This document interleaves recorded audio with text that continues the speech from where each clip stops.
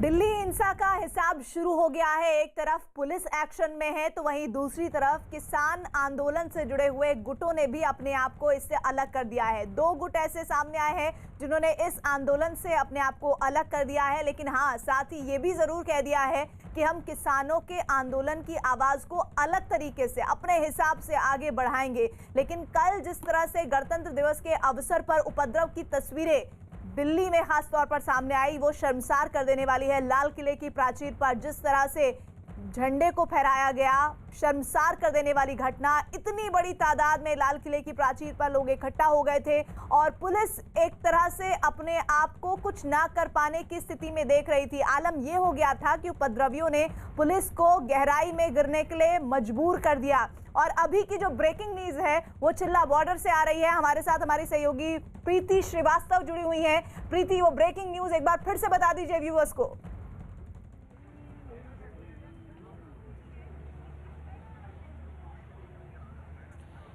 बिल्कुल प्रीति, इस समय की सबसे बड़ी खबर ये है कि बस कुछ ही घंटों में जो चिल्ला बॉर्डर है वो आम पब्लिक के लिए खोल दिया जाएगा। यानी कि बॉर्डर, चिल्ला बॉर्डर आम पब्लिक के लिए, आम लोगों के लिए, आवागमन के लिए पूरी तरीके से खोल दिया जाएगा।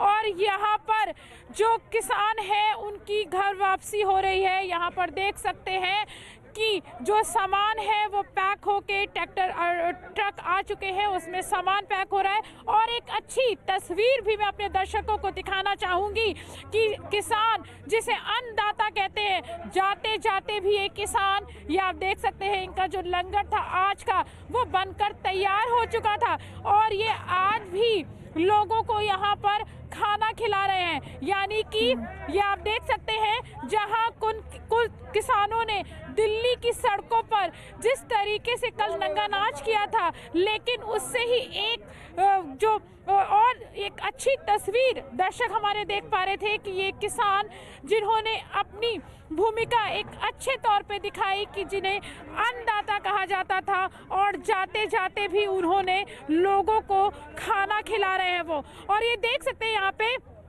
कि जो ट्रक है उसमें सामान रखा जा रहा है। गौतम बुद्ध नगर के जो पुलिस कर्मी है वो यहाँ पर तैनात है और वो जो किसान है उनका सामान गाड़ियों में लोड करवा रहे हैं, जिससे किसी को भी किसी तरीके की कोई दिक्कत परेशानी ना हो।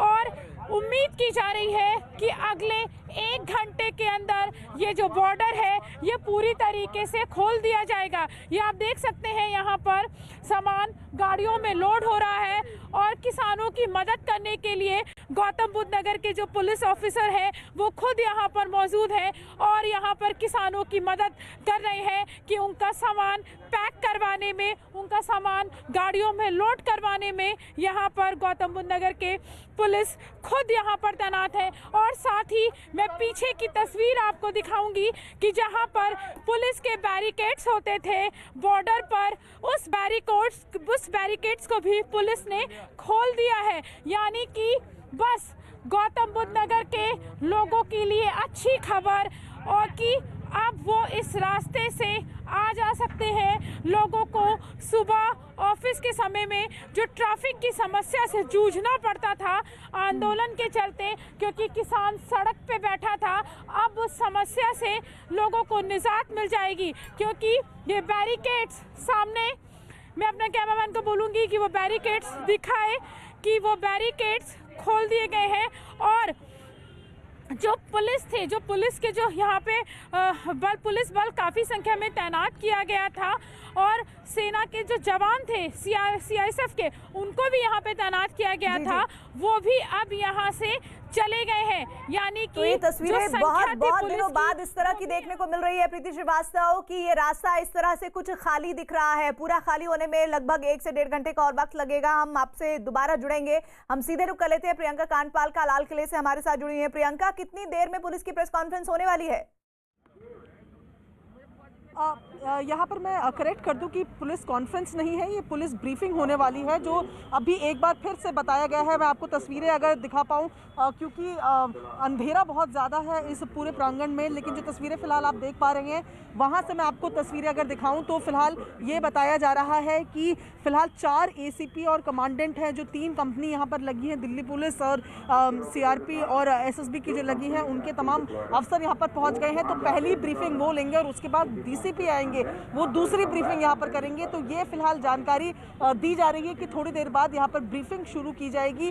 तमाम यहाँ पर मैं एक बार डिप्लॉयमेंट आपको दिखाऊं तो जो आपको फिलहाल दिख रहे हैं, दिल्ली पुलिस के साथ साथ CISF और SSB के जो तमाम जवान यहाँ पर हैं, उनको एक तरफ इकट्ठा फिलहाल कर दिया गया है, क्योंकि इतनी यहाँ पर डेवलप भी किया गया है, थोड़ी बढ़ाई भी गई है यहाँ सिक्योरिटी कल के बाद, और यहाँ थोड़ी ही देर में उनकी ब्रीफिंग होने वाली है।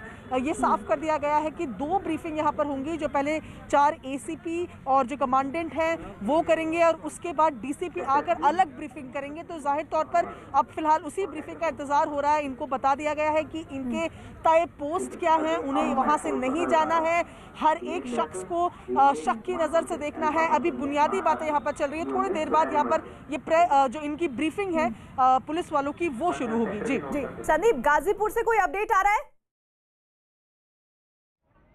देखिए, गाजीपुर से अभी फिलहाल स्थिति वही है। VM सिंह अपने सपोर्टर्स के साथ चले गए हैं, लेकिन हालात अभी भी वैसे के वैसे बने हैं। थोड़ी देर पहले ही आप ये देख सकते हैं, स्लिप रोड है, इसको जो है बैरिकेड किया गया है 4 लेवल पे, और उसके सामने ही देखिए एक नया स्ट्रक्चर जो है वो तैयार हो रहा है, बांस के डंडे पे बांधा जा रहा है। यानी कि अब वो किसान जो है वो इस एरिया को भी जो है एक हो सकता है कि किसी तरीके के टेंट या उस तरीके का कुछ ऐसा स्ट्रक्चर जो है वो तैयार कर रहे हैं। पुलिस लगातार जो है इस जगह पे निगरानी बनाए हुए है, और उस रोड से जो है लगातार जो है काफ़ी संख्या में किसान जो है झंडे लेकर आ रहे हैं, और ये नीचे फ्लाईओवर के नीचे से पूरा एक राउंड लगा के फिर वो ऊपर चले जाते हैं। VM सिंह के जाने से नाराज़गी ज़रूर है, क्योंकि कई किसानों से हमारी बात हुई, जब वो जैसे ही उनको पता लगा कि वो कैसे चले गए, वो बीच में ऐसे अधर में छोड़ के क्यों चले गए, फिर उनका भी ये कहना था कि उनके जाने से कोई फ़र्क नहीं पड़ने वाला। तो ये कह सकते हैं कि इस वक्त गाजीपुर बॉर्डर में हालात वैसे ही हैं। कुछ लोग कम हुए हैं,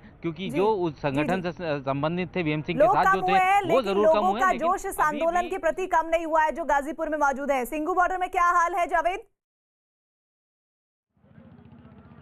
देखिए प्रीति, सिंघू बॉर्डर पर हम मौजूद हैं। जो जिस गति से सिंघू बॉर्डर पर प्रोटेस्ट चल रहा था उसी गति से चल रहा है। यहाँ से कुछ ही दूरी पर, कुछ 100 मीटर की दूरी पर ही जो पहला मोर्चा है वो किसानों का लगा हुआ है। हम यहाँ पर आप देख सकते हैं सिक्योरिटी बहुत उसी तरह से टाइट है, लेकिन हम जब अंदर थे तो अंदर भी लगातार जो मंच है वहाँ से किसान नेताओं के भाषण जो है वो लगातार चल रहे थे। जो किसानों की मौजूदगी है वो लगातार बनी हुई है। तो कल की तस्वीरों के बाद जो है जो किसान ISBT लाल किले तक पहुँच गए थे वो वापस यहाँ पर लौट आए हैं, और जो पूरा प्रोटेस्ट है वो उसी गति से चल रहा है जिस तरह से पहले चल रहा था। लेकिन सबसे अहम बात यह है कि आज किसान नेता जब सामने आएंगे प्रेस कॉन्फ्रेंस में वो क्या ऐलान करते हैं, क्योंकि बहुत सारी चीजें जो है अब प्रोटेस्ट में बदल चुकी हैं। कल की हिंसा जो है, हिंसा के बाद से एक नई दिशा में ये प्रोटेस्ट चला गया, तो किस तरह से आगे बढ़ेगा इस पर सभी की नजरें रहेंगी। हालांकि किसान मोर्चा का कहना है जानकारी दे रहे हैं, सरकार की तरफ से एक डेडलॉक हो गया था जब सरकार ने जो प्रस्ताव दिया था, किसानों ने कोई उस पर अपनी बात नहीं रखी थी, और अब इस तरह की घटना। दीपक, अब इसके बाद इस आंदोलन के बारे में और क्या कहा जा रहा है किसानों के जरिए कि कैसे वो आगे बढ़ाएंगे इसको?